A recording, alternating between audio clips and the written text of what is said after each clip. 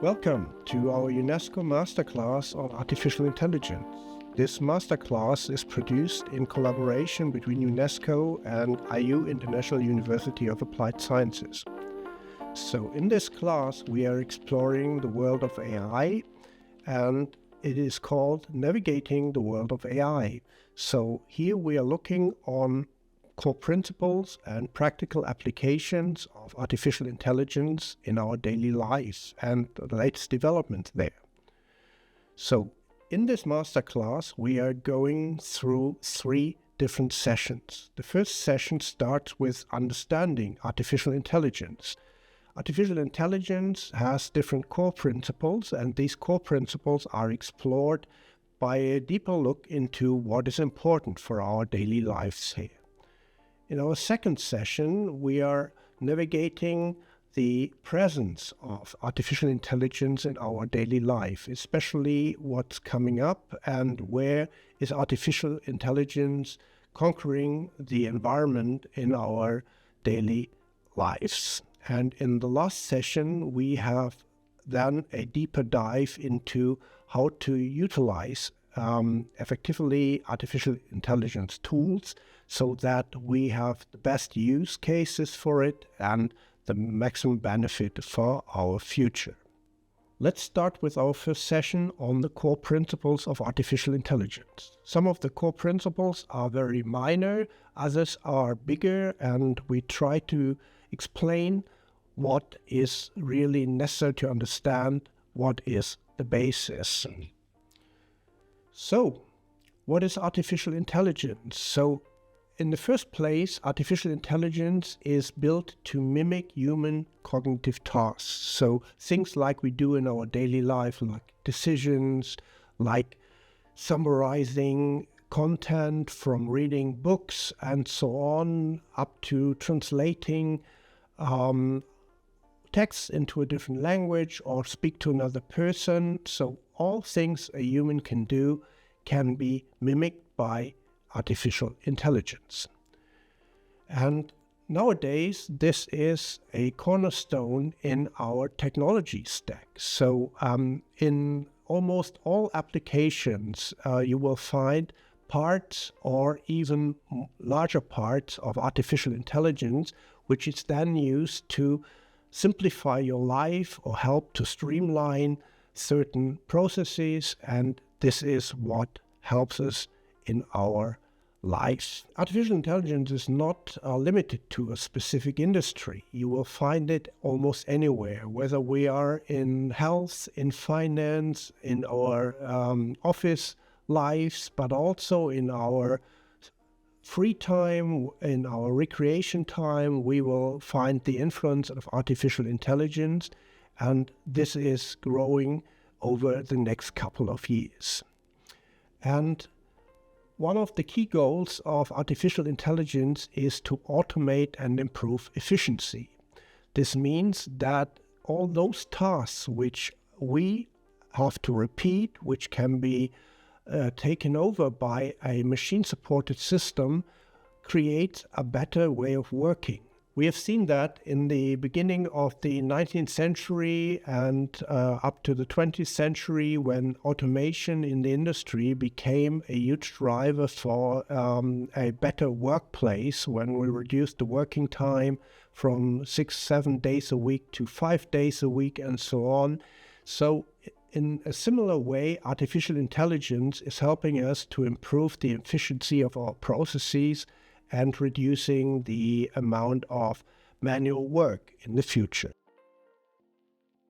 So, a lot of people think that it is robotics and science fiction, but it is not. It is not limited to these areas. It is part of our daily life in a lot of areas. And you have probably heard about those generative AI systems such as ChatGPT, Gemini, or Anthropic's Claude, which are used a lot in creative tasks nowadays. And those are the tools which are used by almost every person now in education. So where is AI coming from? So in the early 50s, the first computer systems were developed, and they were used to solve problems such as the first ideas how to use computer systems as a replacement for human intelligence.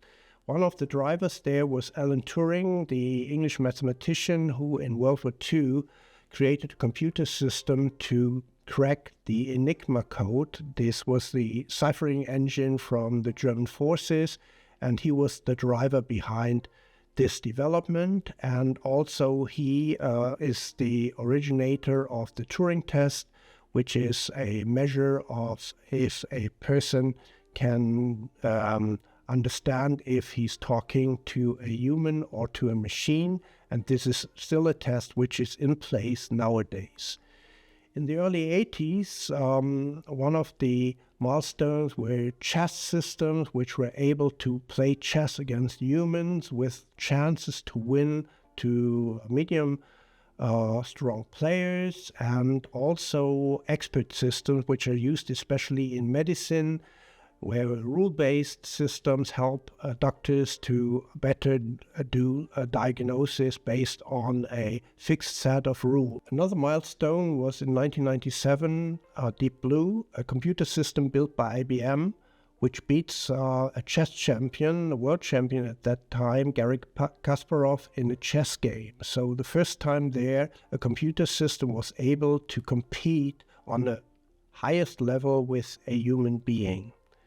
In the early 2010s, deep learning advancements have started to create those algorithms like machine learning and deep learning, which are nowadays the basis for our modern applications. And today, AI has been introduced into smartphones and even smaller appliances and for our daily work, and this is now available almost anywhere in the world.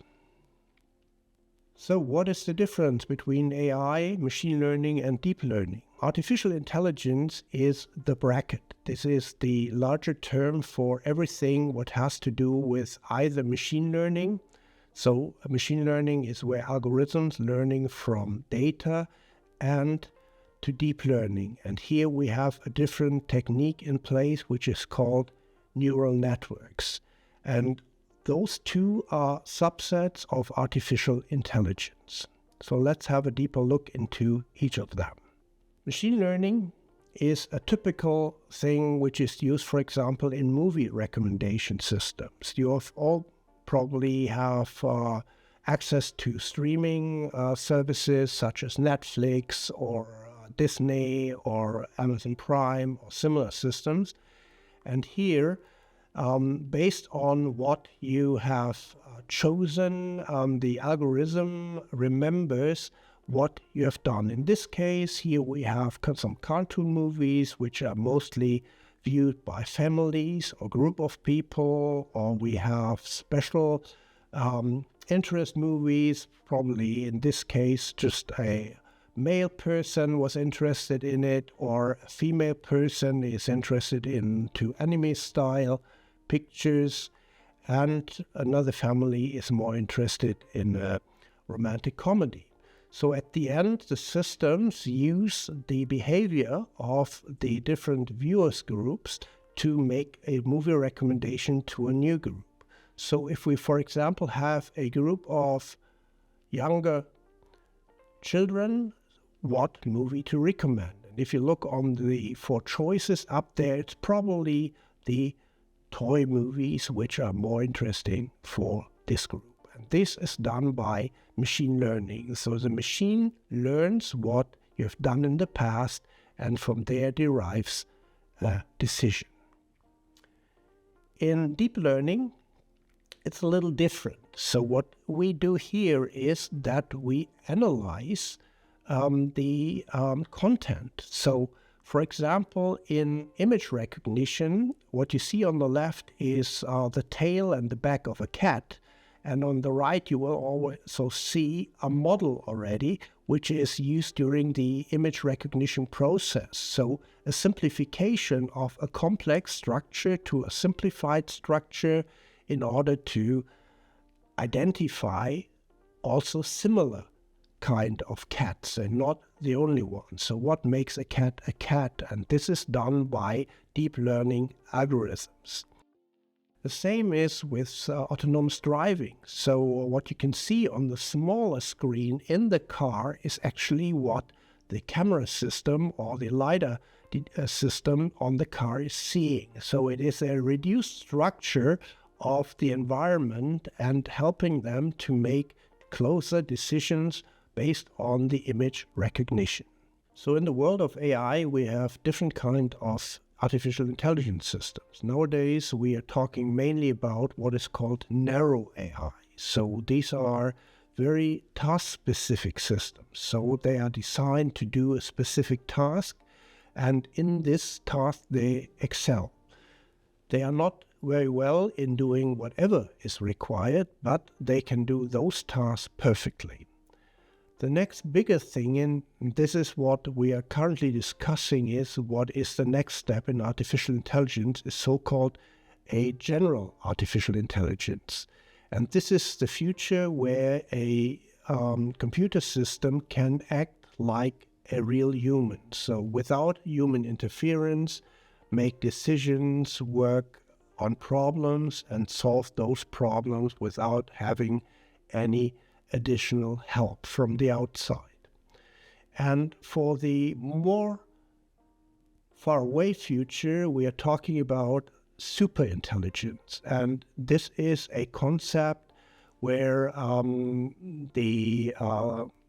we are just saying today that it is very speculative and theoretical, but as always, you must have a vision where you want to go if you want to move forward with technology. This also means that this is creating fear for a lot of people, but for the moment we are moving forward mostly from narrow AI in the direction of general AI. What types do we find there? So today's focus is still, as I said, on narrow AI, and here we have a lot of examples you know from your daily work. So voice assistants, for example, Siri, Alexa, Google Assistant.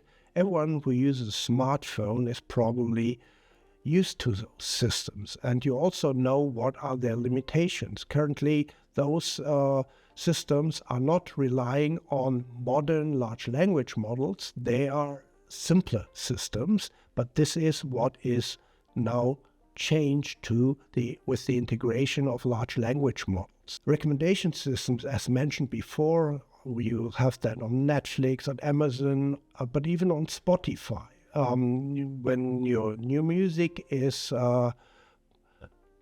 shown to you that it might be interesting, this is all based on your previous hearing behavior. And this is still what we call narrow AI.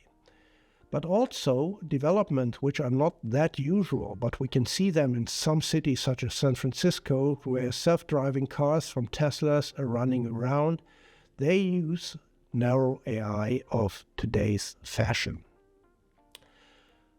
Another area which excelled a lot in the last years is translation. So before we had human translation, then we had simplified translation tools, but AI-based tools such as deepen and Google Translate are doing now translations in multiple languages in a quality which was never seen before. And also generative AI systems such as ChatGPT or Claude or Gemini are able to translate those texts or whatever you have in almost real time.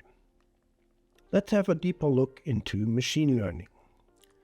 Machine learning means that the machines learn from patterns in data. So the basis is everything which contributes to a certain pattern of behavior. So it can be Excel data, it can be facts, it can be documents, it can be decision trees, it can be any kind of information which can be used to create a pattern. And using those patterns and understanding those patterns help machine learning algorithms to move forward. There are three different kind of machine learning algorithms. The first one is called supervised learning. In supervised learning, we have labeled data. So think about that you use for training a set of, for example, pictures, and every picture has a name. And based on that name, the machine learning algorithm is then deciding what looks similar to those pictures, and based on the name, it can name it again. So here, the trainer gives the labeled document to train the system. So testing is easy. I can test against that labels. The second system is used in unsupervised learning.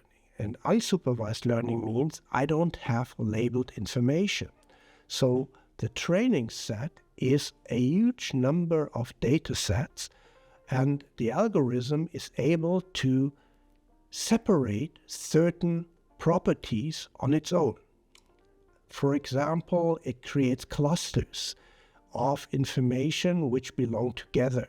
So for example, if we have birds in our training set and we have a lot of different birds which have all things in common, the system must be able to find those properties who are similar. So they have, for example, 2 feet or wings, or they have feathers and so on. These kind of things are used then to create a cluster, and in this cluster this is a common attribute, and this is then used to find the pattern of a bird, for example. The last one, the third one, is called reinforcement learning. And reinforcement learning is a learning algorithm which is comparable to trial and error. So you do something, you see what went wrong, and then you correct it, and then in the next round you should consider that learned piece, and then you should perform better. And the reinforcement learning is a very powerful technique because over time the algorithm becomes more and more powerful. What is the difference to deep learning? As I said before, deep learning utilizes neural networks. Neural networks are systems that mimic a human brain function. As it says, neural network. So the neurons are simulated by a computer system, and here we have a layered process where data is processed step by step.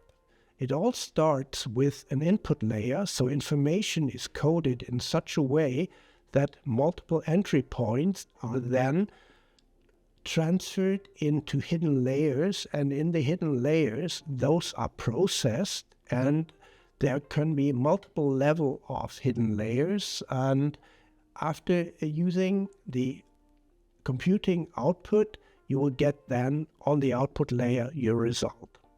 A simple example is using image recognition, that your input image is the image of an unknown, and in your hidden layers is the intelligence to put the different neurons which represent properties of images in such a way that at the end you can predict, yeah, that must be a cat. It's a little bit more complex than that, but the basic principle is always the same. Now let's have a deeper look into neural networks and deep learning. Deep learning is built out of not just one singular network, it is built out of a combination of multiple layered networks. And the structure then is used to identify the different areas which create the problem you want to solve. And this is especially necessary depending on kind of data you are analyzing. So for example, images have different patterns than speech. Speech is one of the senses where we have to translate the spoken word, so an audio information, into text information. And in image recognition, it is not translating into a spoken word, it is translating into what is on the image. And so we have to use both things in deep learning networks, and then we can use them for prediction of the output. Examples, as mentioned before, are autonomous cars and translation tools. Those networks are learning continuously and improving, and those are all mechanisms which can't be programmed by a single programmer. So it is important that this technology allows us for much complex operation compared to traditional programming. So what is the basis for all of that? It is data. We call it the lifeblood of AI. So AI relies on high quality data. And we have heard that with supervised learning, for example, we tell the AI system during the training process exactly what is on the data set and what is its properties. And this is where we have the highest control on the quality. However, if we go to unsupervised learning, there could be a lot of garbage in. The training set we give to the unsupervised learning algorithm can origin from anywhere. So this is a difficult problem. So if your data set is unbalanced, so for example, if you think about just faces of human beings, we are so diverse. We have people from Asia, we have people from Africa, we have people from Europe, we have people from all over the world, and every person in the world has his own attributes and its own looking and so on. And if we just do training, for example, on European faces or just on African faces, we lose a majority of attributes. And this means that if we put just garbage in, then the result of AI is also garbage. And this is called garbage in, garbage out. So diversity ensures an unbiased system. So the more data we have from different areas, the lower the risk of bias in our results. So for example, Google had once the problem that in one of their systems, for example, if you're female and a job was associated with regard to health, it was more often to be a nurse. And with regard to a male applicant to a job, it was associated with a doctor. And this is a typical kind of bias, which is based on the gender.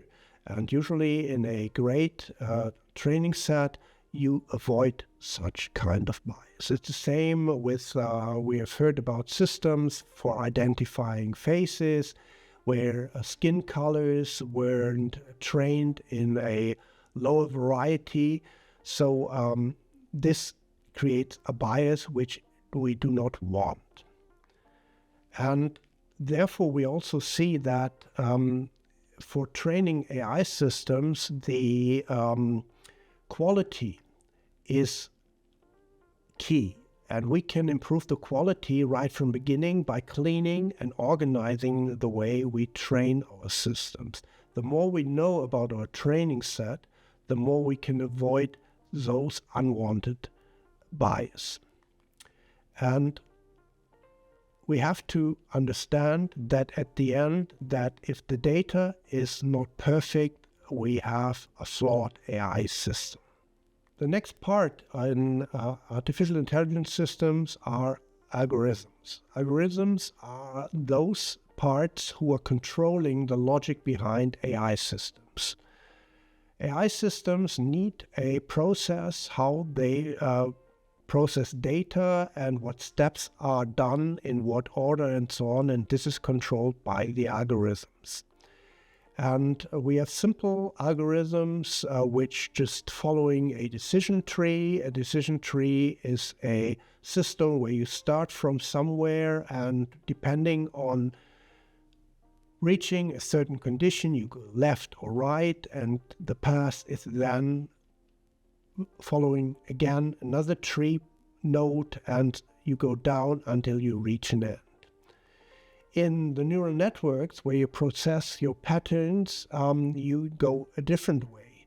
And combining both is then used to optimize the algorithms and then check the algorithms against the output. And the better the algorithms are, the closer you are to your expected results.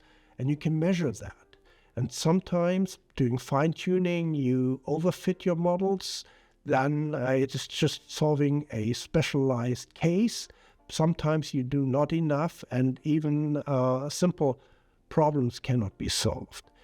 So the combination then is used to create the best results, and this is a process which is normally human supervised. As I said, data is the basis for artificial intelligence, and so is big data. So big data is another term in artificial intelligence which is related to large data sets. And when I mean large, I mean really large.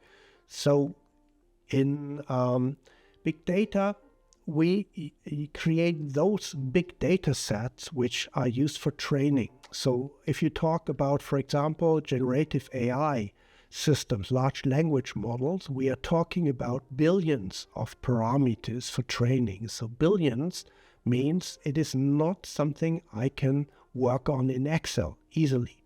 So I need different systems there. I need different ways to analyze the data, to prepare the data. And this is all covered by what we call big data. And for those systems, usually we need big cloud platforms to store and process the data, because the computing power you need for such large data sets is very often not available on your local PC. So the challenges you will find in big data are called the 4 V's or 3 V's plus a fourth one, and you can have also a fifth one, but the basis is volume, velocity, variety, and veracity. Volume means that you have such a large amount of data, as I said, not suitable to work with on a local PC. Velocity means that everything is coming in such a high speed in parallel. So if you have multiple, for example, data input channels and the data is coming in real time, think about driving.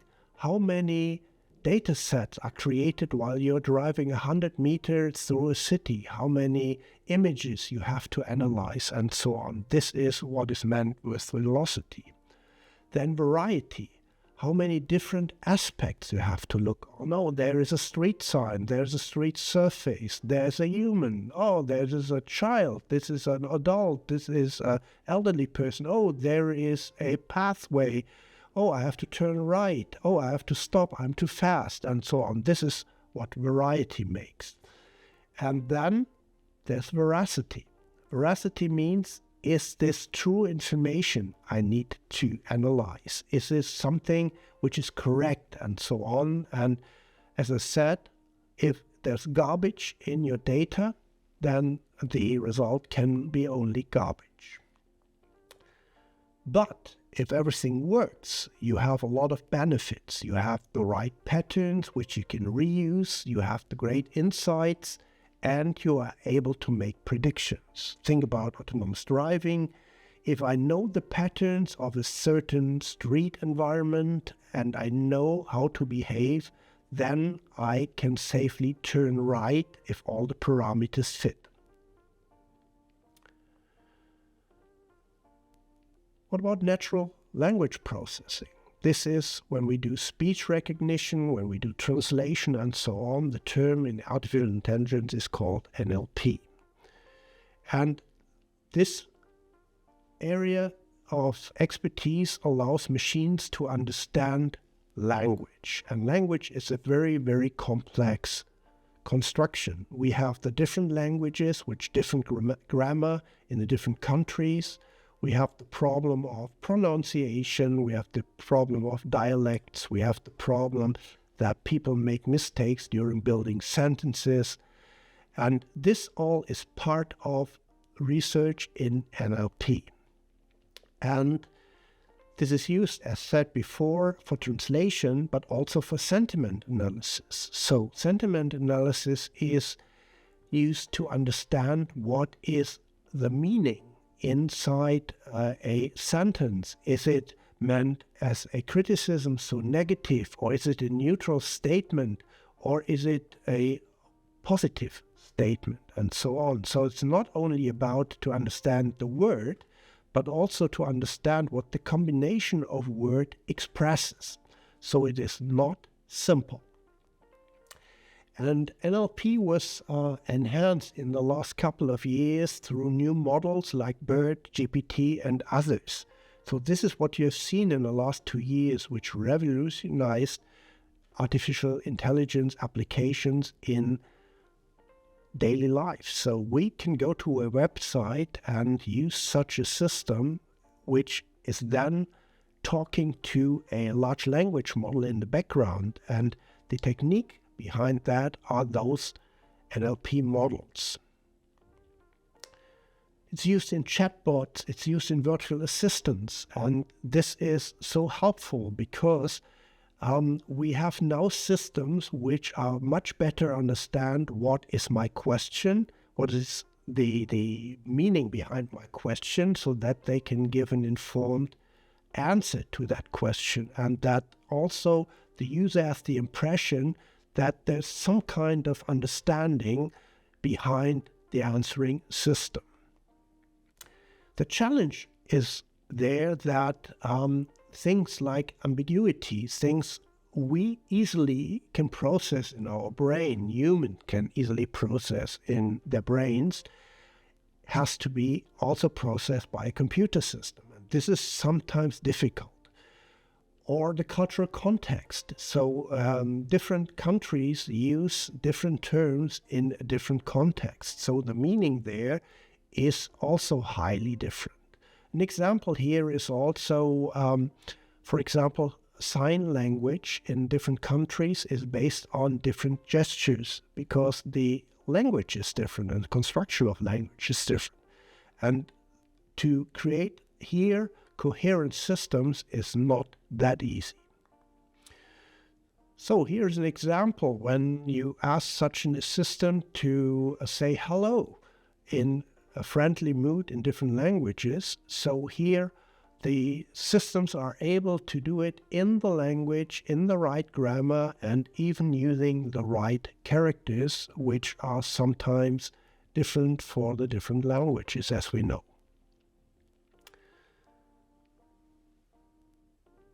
But if we talk about AI, ethical considerations play an important role. So, as we've seen, the data has a big impact on the outcome of our systems. So this means if we have bias in our training data, there is no fairness then there. So for example, if we use AI systems to make decisions on car insurances based on the location where people live, and for example, in America, you live in an area where you have more African American people living, then those information is used in the data to make decisions about the ability to apply for a car insurance, then this is an unwanted bias. This is something which is discriminative, and we don't want to have that. Another issue in AI applications is that people do not trust the decisions or the proposals of artificial intelligence because the systems are not that transparent. So we are talking here about explainable AI. So the ideal situation would be that every human is able to understand how a decision was created. In artificial intelligence, if we use neural networks or deep learning algorithms, it's not that easy. But the more we are able to show how the behavior of artificial intelligence works, we create more trust in those systems. But it is a big challenge. Another area of ethical considerations is accountability. The question is, who is responsible? Think about here about autonomous driving. If an accident happens, who is responsible? Is this the programmer who created the software? Is this the owner of the car who started the car, who went with the car on the road?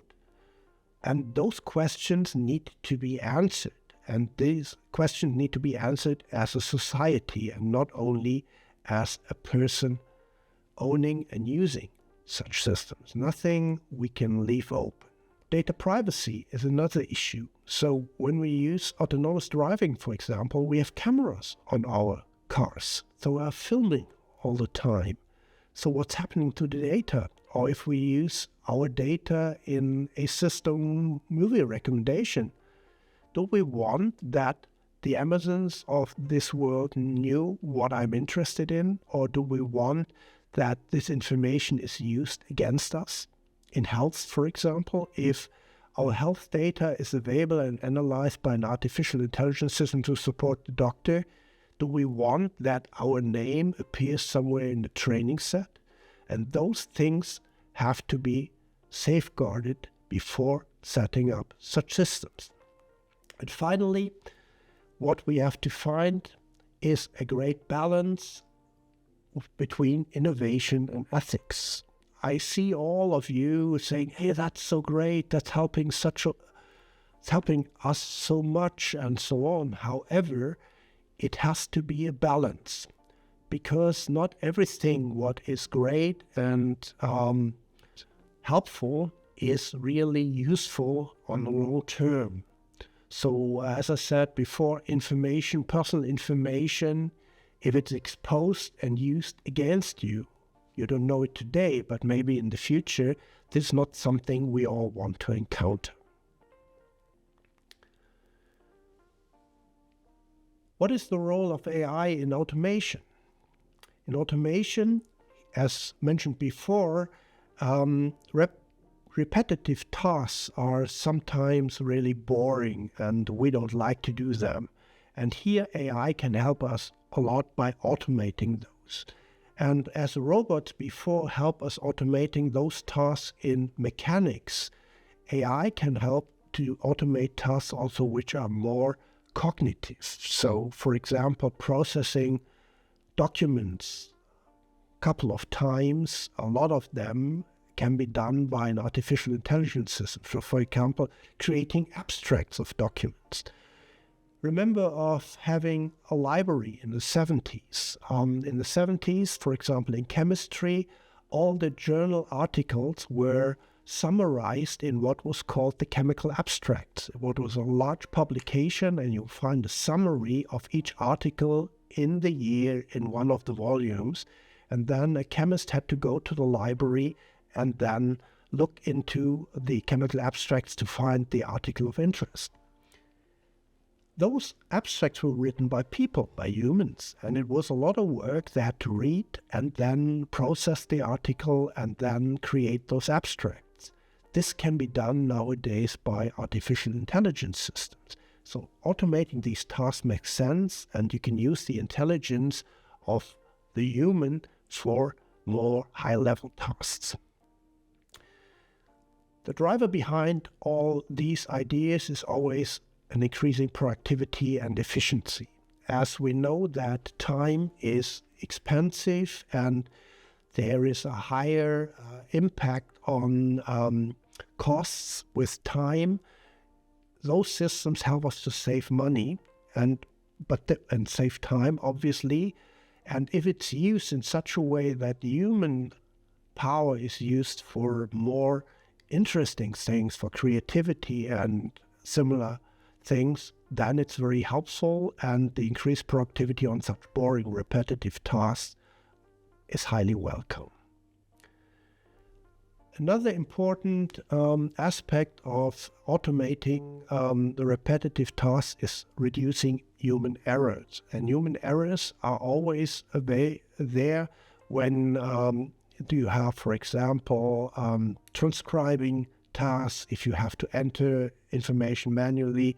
And here we can use the system to create those data sets, but also we can use those systems to check our manual inputs, to find inconsistencies, to find errors, and we use them, such systems already for years in, for example, our spell checkers. And if you use modern systems which checking your grammar, which is checking also your language, this is helpful, and they give you useful advice on how to improve those things.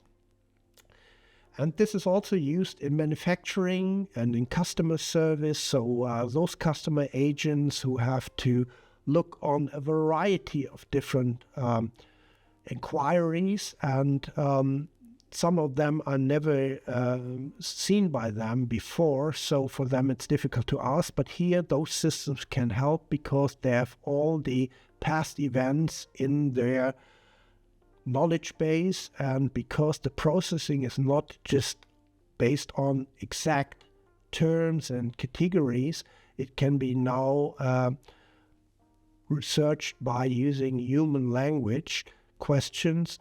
This is very helpful there. And the same in manufacturing. If artificial intelligence is to analyze outliers, for example, in production, if we can see, for example, trends, if the specification of a certain product runs over time in a direction where it can cause problems in the future, that is very helpful. Here the systems can, as I said, in the part of, for example, unsupervised learning, find patterns here and give us an indication.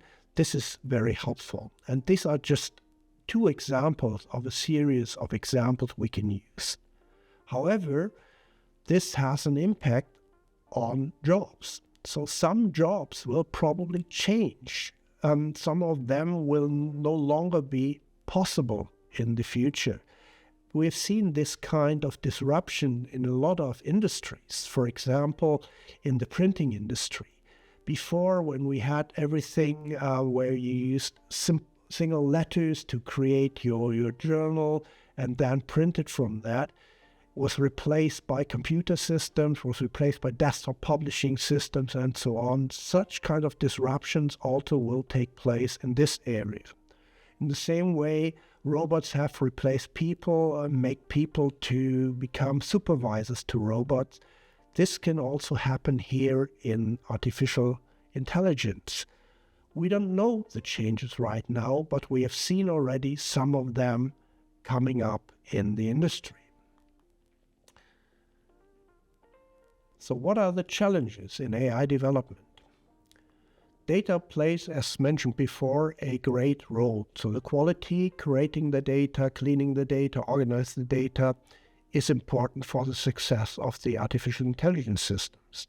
But access to data is also very important. Data is a limited source. A lot of data is available publicly, but the majority is owned by companies. So companies have large data sets on their production, on their product, etc., but also public access to it is difficult. And so data limitations means that the training of a new system is always subject to availability. And we have heard a lot of the discussions for training large language models with publicly available information on the internet in the last couple of weeks, so that nobody wants that their data is used without any reward for the use in the training sets. This is an area where still a big discussion about what is allowed, what is not, and how this will be solved in the future. On the other hand, the large amount of data require large processing environments, and cloud computing and cloud environments are very expensive, and not only expensive with regard to availability, also with regard to energy. If you think of the billions of parameters which are used for training, this costs a fortune. Apart from high computational costs, we have still the ethical dilemmas and biases. So in the development, removing biases and removing ethical dilemmas is a very time and cost-intensive task, because it cannot be automated in a certain way. You have to oversee it as a human. And because we are talking about big data, it is so much to look on and so much you have to develop processes to make sure that you do not create bias in your training systems, that this will be one of the biggest challenges in the AI development. Another challenge is resistance, and as resistance is something which is normal in human behavior, everything what is new is some kind of suspect to us, and we are questioning and we are seeing it as a risk and so on. It is the same in the industry. When we rely on technology, we have to make sure that this technology is working in a reproducible way, that it is safe, that we are sure that we understand how it's working, because when we use it for production, when we use it anywhere, we are accountable for the use of the system. So the resistance is a big challenge here, also with regard to where do we start to create a new development with AI. But there's a rapid pace in the technology challenge. So if you are interested in artificial intelligence and get newsletters on AI, for example, on a daily basis, it's almost impossible to read everything what is published on a day-to-day basis and to follow up those things. In the same way, for industry and also for people, it's almost impossible to try out all these new systems and use them in a hands-on application to understand better how they work and if they are suitable for a certain problem. And the picture you see here is that this is a constant tug of war kind of process. You go on the left, you try to adapt it. On the right, your skepticism is taking you back, and so on. So this takes a while until you find also the right balance. What is the role of AI in problem solving? So in problem solving, it's very helpful if you solve very complex data-driven problems. And here it's very helpful because you can use a very flexible way of approaching problems.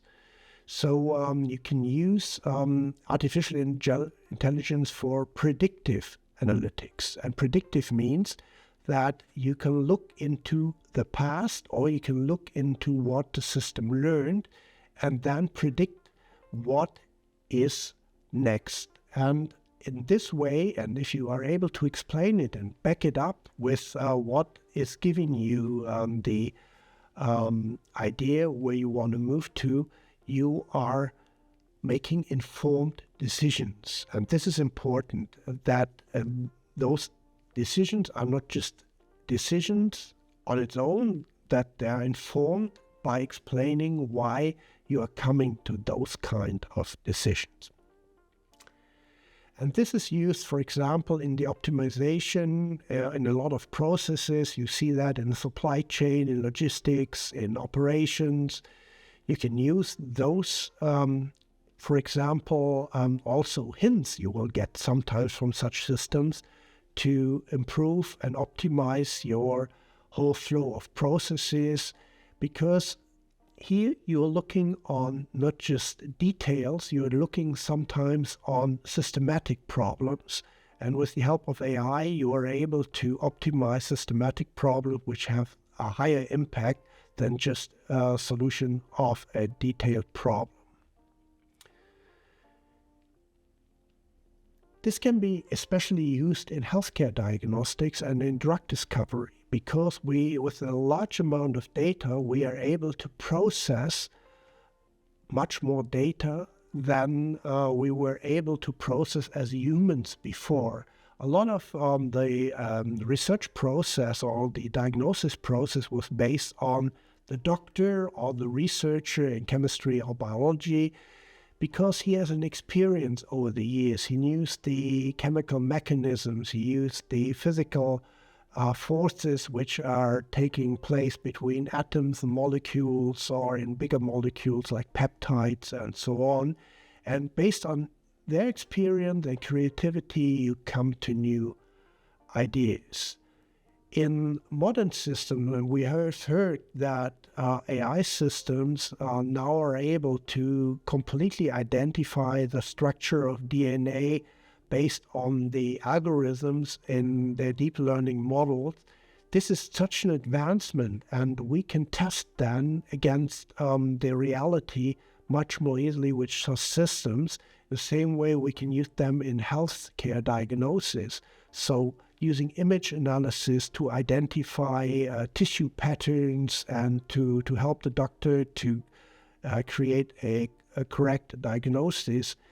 This is a complex task, and here are the AI systems which can help us in the best possible way.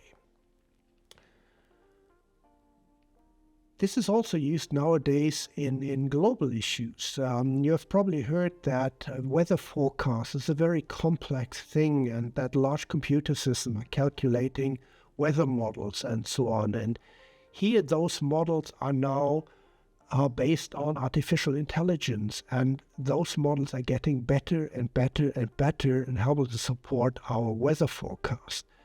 This can be used, for example, also in the energy areas. So weather and, for example, solar energy have a direct connection. However, but energy grids, they are controlled also by huge computer systems and calculations. They can be supported by artificial intelligence nowadays, and so optimize the use of expensive energy. And the general view on health can be also tackled with artificial intelligence system, learning about demographics and health, learning about demographics and certain diseases, learning about food, impact on health, and so on. Artificial intelligence can help us here to get a clearer picture in analyzing, for example, multiple studies at a time in order to find the best outcome. What about AI systems in collaboration? So AI can be seen as a partner. That is the idea of the best use of artificial intelligence, and not as a replacement.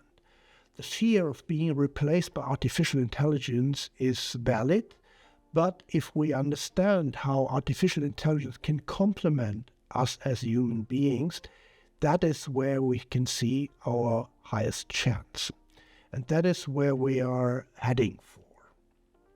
And we are then the best if we're trying to augment somehow our decision-making process, because then we can also check whether our decision-making process is correct, is in a way that it is reproducible, that it is based on facts and so on. And here we see a challenge, because artificial intelligence systems can make mistakes. So augmenting the human decision-making process is different from making the decisions. Yeah. And if we use such systems in our collaborative environment, then we need a framework which is based on ethics. So we have to make sure that if there is a decision made by artificial intelligence systems, it does not create harm to the safety of a human life, or to impact what is important to us, what we do not want to be made by a computer system. And this is where the frameworks, and those frameworks need to be created by governments, by societies, and so on, have a big impact on how those systems are used in the future. let's have a look on an example of a collaborative AI system. In as AI assist medical diagnosis, these systems help to analyze medical images for anomalies. So, for example, if you look on X-rays, for example, or tomography pictures from MRTs or computer tomography, those pictures can be scanned in a fast pace, and the system is able to look for anomalies and indicate those to give the doctor in charge a hint to what it can see there. We have seen that it can detect tumors much earlier than the human eye because it sees such patterns over multiple pictures over the years. It can then predict progression, for example, to doctors easily based on the historic data, and this helps to give a treatment for human, and also the doctor can then validate those treatment based on his experience, and he can also discuss those results with other doctors. Another area where collaborative AI systems are used are in the creative content generation. So we also are able to create design ideas. Creativity is something where a lot of people say AI systems are not creative. They're trained by something and then they predict based on their training set something. But you've probably heard that AI systems can hallucinate. And hallucinate means they create something which is not part of their training basis. And what is hallucination? It's a creativity process. We as humans create something which we haven't seen. When we dream sometimes things which never took place and so on. And it's nothing than a hallucination. So AI systems can also help us to generate design ideas. They can help us to create content, written content, or we use them as basis and then finalize the texts and so on. So there is collaboration, and it is our decision how far we are going. Are we using it? Are we taking it? Or are we just throwing it away? We can use it in image processing in a creative way. So, for example, if we have an image of a person who is smiling, but you need an image of the same person who is not happy with the situation, we can use artificial intelligence to change the mood of the mouse, for example, and in a way that it looks natural. Sure, a human can do that. A human graphic artist is able to do that, but it's a lot of work and a lot of knowledge is necessary. And here, such a system can help. So, summarizing a little bit, what are application cases for artificial intelligence? The first area which comes to my mind is education, because you can use in education personalized learning platform. Artificial intelligence can be used to do sentiment analysis, to see when you answer to questions, are you answering neutral, just replying to something, or are you sad, are you negative, and so on. So personalization can be a chance to go deeper into the mind of your counterpart. It can address your current state of knowledge and so on. So this is a great area for improvement. In healthcare, for example, in earlier cancer detection. So as you know, in a lot of countries, you have programs where you're checking for breast cancer for women on a regular basis after a certain age. Here, the screenings can be improved in such a way that earlier cancer detection is possible and that there are higher chances of healing. In finance, it is used nowadays already, and in the future even more, to detect fraud and prevent fraud. So seeing that behaviors of certain processes or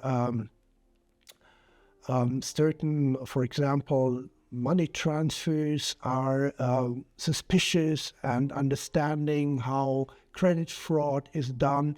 This helps to save a lot of money. This helps to prevent crime.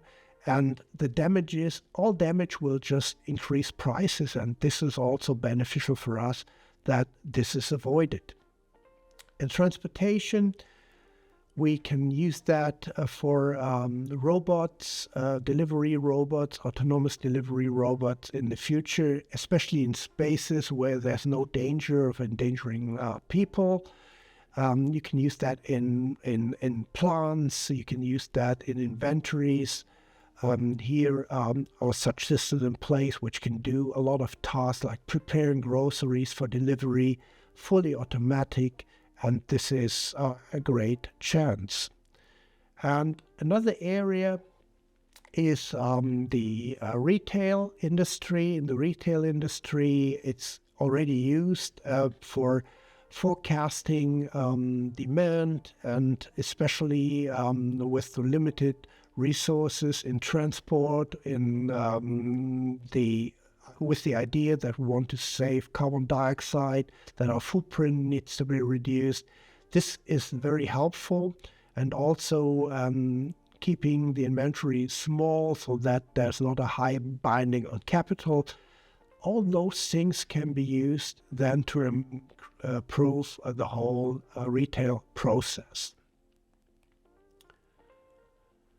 So what is the future of AI then?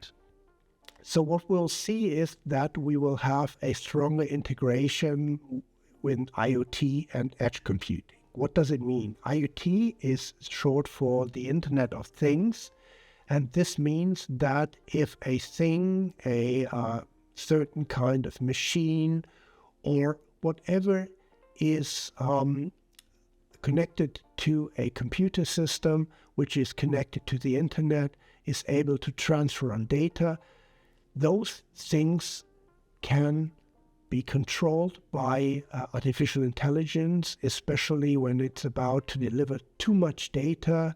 You can look using an AI algorithm to just transfer those information which makes a big impact.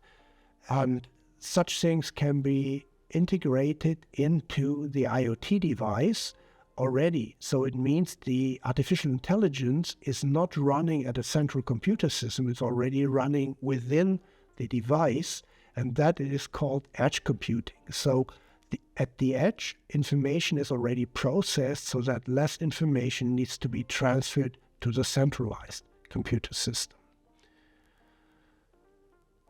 So we have heard about autonomous systems with regard to cars, but such autonomous systems will be possible in a lot of areas. It's not limited to driving. It can be used in manufacturing, it can be used in processing, it can be used in analytics, in a lot of areas. So this is where I think intelligent human will find better places to use such systems instead of manual processes.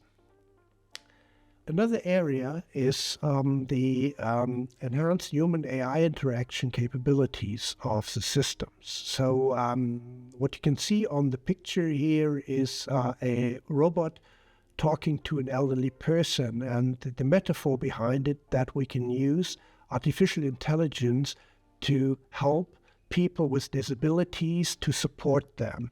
It can be either mechanic support, but it can be also support in, for example, control vital signs of people, checking the activity of people in order to warn human supervisors that an elderly person needs help, and so on. Another area of future of AI is the ethical aspect. Here, governments need to address all the problems and create policies. How do we deal with data, how we deal with decisions, how we deal with the whole aspect of ethical treatment with AI-based systems in the future. We need to have those addressed in the next couple of years as artificial intelligence advances very, very fast. We have to prepare our society and we have to prepare ourselves for AI-driven futures. So we have to teach AI and we have to teach also what we can expect from AI and what are the limitations and risks of AI in our educational system. And this is not only in universities or higher education facilities, it has to start in classical schools right from the beginning. Because humans need to understand what is coming up in the future and also how they are part of it and how they can address that within their lives.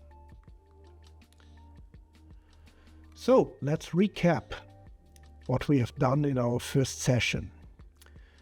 We have heard about all the definitions and applications of artificial intelligence in today's time. We have learned about the key concepts of learning, neural networks, and data. Then we discussed the types, narrow, general, and super intelligence. And we have looked into a lot of the challenges in development and also the ethical considerations in developing and using artificial intelligence. Thank you very much for taking part in our first masterclass session on understanding AI core principles. And we're looking forward to seeing you in the second session.